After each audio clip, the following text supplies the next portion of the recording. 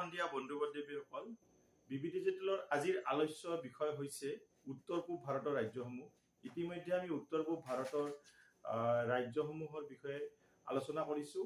আমি তিনিটা খণ্ডত ইতিমধ্যে আলোচনা কৰা হৈছে, পাৰ্ট 1, পাৰ্ট 2, পাৰ্ট 3। ইয়াতে আমাৰ মেঘালয়, ছিকিম, মণিপুৰ আৰু মিজোৰাম ৰাজ্যৰ বিষয়ে ইতিমধ্যে আমাৰ আলোচনা হৈ গৈছে।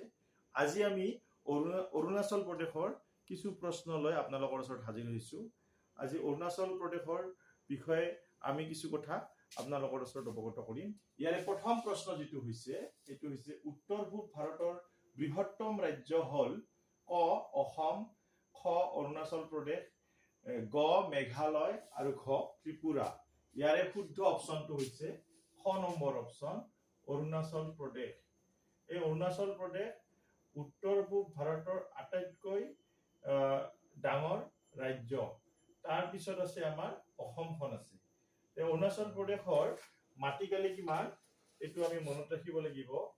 ৮৩,৭৪৩ বৰ্গ কিলোমিটাৰ। এইটো ইমান কিলোমিটাৰ। যদিও ইয়াৰ মাটিকালি বেছি, কিন্তু জনসংখ্যাৰ ফালৰ পৰা কি হয়, খুব পাহাৰীয়া অঞ্চল কাৰণে জনসংখ্যাৰ ফালৰ পৰা কি হয়, কম হয়। অৰুণাচল প্ৰদেশ ৮৩,৭৪৩ বৰ্গ কিলোমিটাৰ। অসমৰ কিমান আছিল? ৭৮,৪৩৮ বৰ্গ কিলোমিটাৰ আছিল। তেওঁ অসমতকৈ মোটামুটি ৫,০০০ কিলোমিটাৰ বেছি হয়, বৰ্গ কিলোমিটাৰ বেছি হয়। ইয়াৰ পিছত আমাৰ ২ নম্বৰ প্ৰশ্নটো আহিল, অৰুণাচল প্ৰদেশৰ মুঠ জিলা কেইখন? ইয়াতে অপশ্যন কেইটা চাব, ক ২৪খন, খ ২৮খন, গ ২৭খন আৰু ঘ ২৫খন। ইয়াৰে শুদ্ধ অপশ্যনটো হৈছে ঘ নম্বৰ অপশ্যন ২৫খন। ২৫খন জিলা আছে। অৰুণাচল প্ৰদেশত মুঠ জিলা আছে ২৫খন। এইটো মনত ৰাখিব লাগিব। তাৰপিছত ৩ নম্বৰ প্ৰশ্ন, অৰুণাচল প্ৰদেশৰ বিধানসভাৰ আসন কেইখন? ইয়াতে অপশ্যন কেইটা চাব, ক ৬০খন, খ ৫৫খন, গ ৬৫খন আৰু ঘ ৫০খন। ইয়াৰে শুদ্ধ অপশ্যনটো হৈছে ক নম্বৰ অপশ্যন ৬০খন। ৬০খন বিধানসভাৰ আসন আছে। আৰু লোকসভাৰ আসন কেইখন আছে এই কথাটো আপোনালোকক প্ৰশ্ন হিচাপে আগবঢ়াইছো। যদি কোনোবাই জানে তেনেহলে আমাৰ কমেন্টত লিখিব যে এতিয়া লোকসভা নিৰ্বাচন আহি আছে, গতিকে লোকসভা নিৰ্বাচনত অৰুণাচল প্ৰদেশত কেইখন আসনৰ কাৰণে যুঁজ হ'ব এইটো যদি জানে, অৰ্থাৎ অৰুণাচল প্ৰদেশৰ লোকসভাৰ আসন কেইখন এইটো যদি কোনোবাই জানে তেনেহলে আমাৰ কমেন্ট বক্সত কমেন্ট কৰিব। ইয়াৰ পিছত আমাৰ ৪ নম্বৰ প্ৰশ্ন, অৰুণাচল প্ৰদেশৰ অন্যতম বৃহৎ জনজাতীয় সম্প্ৰদায় হৈছে, আটাইতকৈ বৃহৎ জনজাতীয় সম্প্ৰদায়টো কি? এটা কথা আপোনালোকৰ জ্ঞাতাৰ্থে কওঁ যে অৰুণাচল প্ৰদেশত মুঠ ২৬টা জনগোষ্ঠী আছে, জনজাতীয়। আটাইবোৰে জনজাতীয় মানুহে অৰুণাচল প্ৰদেশত বাস কৰে আৰু ১০০তকৈও অধিক কি আছে, উপ জনজাতি আছে। তাৰ ভিতৰত বৃহত্তম যিটো জনজাতীয় সম্প্ৰদায় সেইটো কি? ইয়াতে অপশ্যন কেইটা চাব, ক আপাটানি, খ অকা, গ আদি, ঘ দফলা। ইয়াৰে শুদ্ধ অপশ্যনটো হৈছে গ নম্বৰ অপশ্যন আদি। এই আদি বিলাকক আগতে আৱৰ বুলিও কৈছিল। কি বুলি কৈছিল? আৱৰ বুলিও কৈছিল। আৰু আদি বিলাকৰ দুটা উপগত আছে। উপগত দুটা হৈছে, ১ নম্বৰ উপগত ইয়াক বগাম বুলি কয় আৰু ২ নম্বৰটোক কয় বমি। বগাম আৰু বমি নামৰ দুটা উপগত আছে আদি জনগোষ্ঠী। গতিকে এইটো অন্যতম বৃহৎ জনজাতীয় সম্প্ৰদায় আদি। বন্ধু বান্ধৱীসকল, এইবাৰ আমি ৫ নম্বৰ প্ৰশ্নটোলৈ আহিছো। ইয়াত কি দিয়া আছে, লছাৰ উৎসৱ কোন জনগোষ্ঠীৰ লোকে পালন কৰে? অৰুণাচল প্ৰদেশত লছাৰ উৎসৱ বুলি এক ধৰণৰ উৎসৱ আছে। সেই লছাৰ উৎসৱটো কোন জনগোষ্ঠীৰ লোকে পালন কৰে? ক অকা, খ মনপা, গ নিচি, ঘ দফলা। ইয়াৰে কোনটো হ'ব? লছাৰ উৎসৱটো কোনে পালন কৰে? মনপা সম্প্ৰদায়ৰ লোকে বা মনপা জনগোষ্ঠীৰ লোকে এই লছাৰ উৎসৱটো পালন কৰে। মনপা, এইটো মনত ৰাখিব। মনপা লছাৰ উৎসৱটো পালন কৰে মনপা জনগোষ্ঠীয়ে। ইয়াৰ পিছত ৬ নম্বৰ প্ৰশ্ন, ৰিখাম পাদা অৰুণাচল প্ৰদেশৰ কোন জনগোষ্ঠীৰ লোকনৃত্য? এক ধৰণৰ লোকনৃত্য, ৰিখাম পাতা বুলি এক ধৰণৰ লোকনৃত্য আছে। কোনটো জনগোষ্ঠীৰ এই লোকনৃত্যটো? ইয়াতে অপশ্যন কেইটা চাব, অ দফলা, খ নিচি, গ মনপা, খ চিংফৌ। এইকেইটা সম্প্ৰদায় অৰুণাচল প্ৰদেশৰে সম্প্ৰদায়। ইয়াৰ ভিতৰত এই নিচি সম্প্ৰদায়ৰ যিটো লোকবিলাকে এই ৰিখাম পাতা এই লোকনৃত্যটো কি কৰে, প্ৰদৰ্শন কৰে, নিচি। ইয়াৰ পিছত আমাৰ 7 নম্বৰ প্ৰশ্ন, তলৰ কোনখন ৰাষ্ট্ৰীয় উদ্যান অৰুণাচল প্ৰদেশৰ অন্তৰ্গত? অৰুণাচল প্ৰদেশত ভাৰতবৰ্ষৰ 4ৰ্থ বৃহত্তম ৰাষ্ট্ৰীয় উদ্যানখন আছে, আৰু সেইখন কোনখন হ'ব? ইয়াতে দিয়া আছে ক দিহিং পাটকাই, খ ওৰাং, গ নামদফা, খ ডিব্ৰু চৌখোৱা।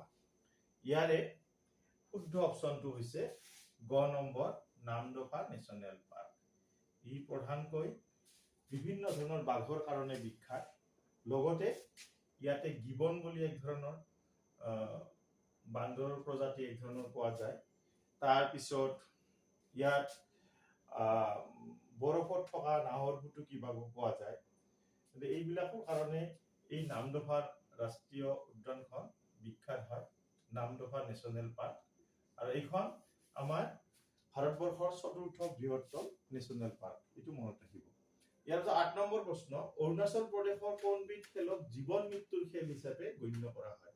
অৰুণাচল প্ৰদেশৰ কিছুমান পৰম্পৰাগত খেল আছে, অন্য ৰাজ্যবিলাকত যেনেকৈ আমি আলোচনা কৰিছো, ঠিক সেইদৰে অৰুণাচল প্ৰদেশতো পৰম্পৰাগত খেল আছে। তাৰ ভিতৰত কোনবিধ খেল জীৱন মৃত্যুৰ খেল হিচাপে গণ্য কৰা হয়? ইয়াতে অপশ্যন কেইটা চাব, ক নম্বৰ হিনাম তুৰ নাম, খ কেনে, গ আকিকিটি, আৰু খ এটাও নহয়। ইয়াৰে শুদ্ধ অপশ্যনটো হৈছে ক নম্বৰ অপশ্যন হিনাম তুৰ নাম। এই হিনাম তুৰ নাম জীৱন মৃত্যুৰ খেল এই কাৰণে কোৱা হয়, ইয়াত দুজন প্ৰতিযোগীয়ে ভাগ লয়, এজনে চিকাৰীৰ ভূমিকা পালন কৰে আৰু আনজনে তেওঁৰ চিকাৰ হিচাপে ভূমিকা পালন কৰে। চিকাৰ আৰু চিকাৰী এই ধৰণৰ এক ধৰণৰ থলুৱা খেল আছে, যাক নেকি খুব ডেঞ্জাৰাছ খেল, শক্তিশালী মানুহবিলাকে এই খেলটো খেলিব পাৰে, তাক জীৱন মৃত্যুৰ খেল হিচাপে কি কৰা হয়, গণ্য কৰা হয়, আৰু সেইটো হৈছে হিনাম তুৰ নাম। বন্ধু বান্ধৱীসকল, আহি আমি এতিয়া আজিৰ আলোচনাৰ শেষ 2টা প্ৰশ্নলৈ আহিছো। এই 2টা প্ৰশ্ন কি আছে, তলৰ কোনটো অৰুণাচল প্ৰদেশৰ কৃষিভিত্তিক উৎসৱ? ইয়াতে অপশ্যন কেইটা চাব, নকুম উৎসৱ, খ মপিন উৎসৱ, গ চলুং উৎসৱ, খ লছাৰ উৎসৱ। ইয়াৰে কৃষিভিত্তিক উৎসৱ হৈছে এই চলুং উৎসৱ।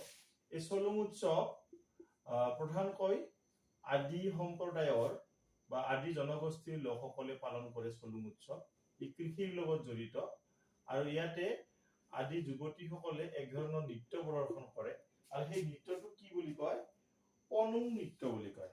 কি নৃত্য বুলি কয়? পনুং নৃত্য। গতিকে এই চলুং উৎসৱটো কৃষিৰ লগত জড়িত। এইকেইটা অপশ্যনৰ ভিতৰত চলুং উৎসৱটো কি, আদি জনগোষ্ঠীৰ লোকসকলে পালন কৰে, আৰু এইটো কৃষিভিত্তিক উৎসৱ। তাৰপিছত আমাৰ 10 নম্বৰ প্ৰশ্নটো, অৰুণাচল প্ৰদেশৰ ম্যানমাৰৰ সৈতে থকা উমৈহতীয়া সীমাৰ দৈৰ্ঘ্য কিমান?